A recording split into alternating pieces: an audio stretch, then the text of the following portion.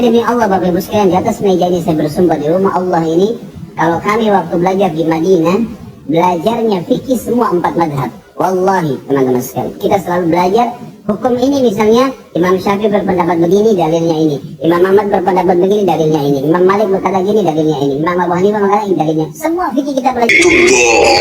Jadi kudu ada orang pada saat membasuh kepalanya, dia hanya membasuh di keningnya saja. Apa sah sholatnya? Tahu saya sah saja, karena membasuh kepala bagian daripada kita kena kencingnya kucing, kotorannya kucing itu langsung batal wudhunya. Beda kalau kita tersentuh dengan kotoran hewan yang boleh dimakan dagingnya, kotoran ayam, kotoran kambing, itu wudhunya nggak batal. Sudah tahu belum nih?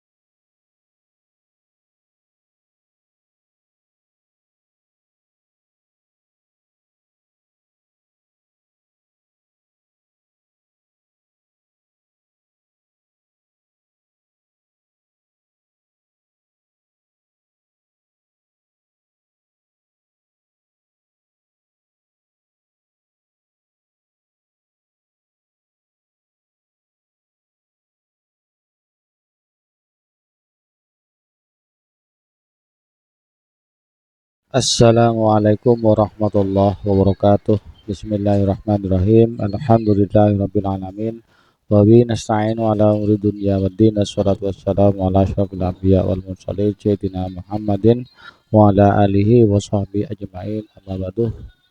Alhamdulillah, di kesempatan kali ini kita jumpa lagi di channel YouTube kami Cahyati 80. Mudah-mudahan kita senantiasa mendapatkan rahmat dan ridhonya, mendapatkan taufik dan hidayahnya, dimudahkan segala urusannya dan dilancarkan rezekinya. Amin ya rabbal alamin.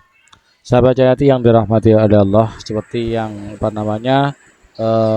debat yang terjadi 10 hari yang lalu, yaitu saya masih ingat betul bahwasannya Ustadz Tamrin minta dalil ya, dalil Al-Quran dan sunnah Nabi yang sahih tentang tentang tabaruk di kuburan. Dan intinya apa-apa mereka itu minta dalil dari Al-Quran dan hadis yang sahih dan sahih, tidak ada masalah. Oke, kita tadi telah menyaksikan cuplikan video Ustadz Khalid Wasalamah. Yang pertama, beliau itu mengaku belajar fikih 4 mazhab selama beliau kuliah di Madinah. Yang kedua, beliau mengatakan bahwasannya fardunya wudhu hanya 2, rukun wudhu 2, yaitu membasuh tangan dan membasuh wajah dan membasuh kedua telapak tangan sampai siku. Yang ketiga, beliau itu mengatakan bahwasannya menyentuh kotoran hewan yang haram dimakan dagingnya itu membatalkan wudhu. Nah, beda halnya dengan hewan yang halal dimakan dagingnya, maka wudhunya tidak batal. Ini yang perlu kita bahas sekarang. Cuman saya tidak cuman bertanya ya, kalau apa-apa itu harus dengan dalil Al-Quran ya, dengan dalil Al-Quran dan hadis yang sahih, dalil yang sahih, maka pertama saya tanyakan yaitu tentang rukun wudhu yang dikatakan ada 2. Rukun wudhu Ustadz Khalid Wasalamah mengatakan 2. Di Al-Quran itu 4. Nah, sekarang hadis sahih yang mana ya? Hadis Nabi, hadis sahih yang mana yang menjelaskan fardunya wudhu itu cuman ada 2? Ini ayo, bisakah kalian wahaber ini menjawab pertanyaan saya ini?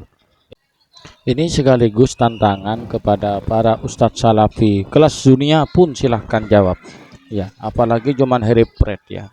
Ustadz Tamrin yang kemarin yang digadang-gadang katanya mengalahkan Ustadz Gus Ajir, sekarang silahkan jawab ya. bilang sama si Tamrin itu, suruh jawab sama si Toyib itu, jawab pertanyaan saya ini, adakah dalil yang sahih tentang ceramahnya Khalid Basalamah yang mengatakan fardunya wudhu ada dua? Hadis sahih ya, bukan makalah, bukan katanya Bin Bas, bukan katanya Usaimin, bukan katanya Ibnu Taimiyah, bukan, tapi satu, Al-Quran sudah gugur karena sudah dipelintir, sekarang tinggal hadis yang sahih. Kemudian yang kedua yaitu menginjak kotoran hewan yang haram dimakan dagingnya itu membatalkan wudhu. Nah ini tunjukkan ya, dalil Al-Quran ya, tidak apa-apa pakai, tidak usah pakai disebutkan suratnya, tidak usah tidak apa-apa, tidak usah disebutkan ayatnya, ayat berapa, tidak usah, yang penting ada dalil dari Al-Quran dan Sunnah yang eksplisit menjelaskan tentang batalnya wudhu sebab menginjak kotoran hewan yang haram dimakan dagingnya. Itu saja, tidak banyak. Dan yang terakhir kami tujukan kepada Al-Mukarram Al-Fadil, yaitu Al-Kiram, yaitu Ustadz Al-Allamah Khalid Basalamah, untuk mengklarifikasi apa yang telah disampaikan. Sebetulnya ini sudah lama, tapi kalau ini dibiarkan maka banyak umat Islam yang sholatnya tidak sah.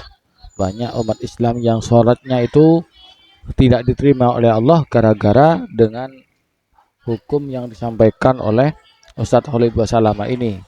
Monggo diklarifikasi Tato Khalid, untuk yang lain monggo ditetangkan dalil-dalil yang saya minta itu. Jangan komentar yang lain-lain, silakan. Kalau tidak bisa jawab bilang, kalau tidak ada dalilnya bilang tidak ada dalilnya, tidak usah muter-muter ya.